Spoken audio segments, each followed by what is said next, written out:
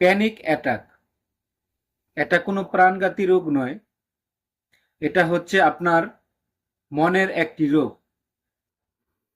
Panic অ্যাটাকে যারা ভুগছেন তারাই কেবল সাড়া দিবেন।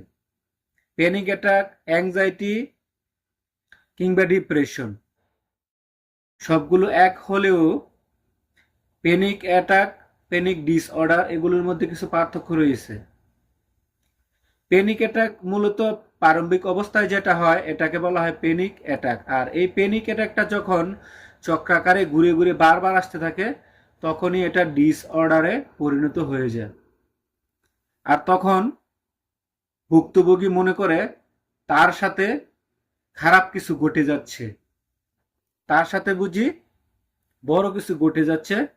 সে মনে করে এই বুঝি সে শেষ হয়ে যাচ্ছে, আজই বুঝি তার শেষ দিন।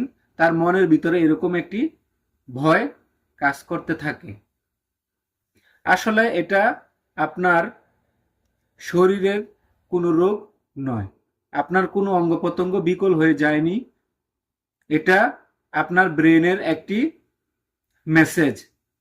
ব্রেন অনেক সময় শরীরকে ভুলবশত এই মেসেজটা দিয়ে থাকে যে আপনার শরীরের সাথে খারাপ কিছু হতে যাচ্ছে। তখনই প্যানিক অ্যাটাকের যে সিমটমগুলো আছে সেগুলো প্রকাশ পেতে থাকে এবং রোগী ভয় পেয়ে যায়।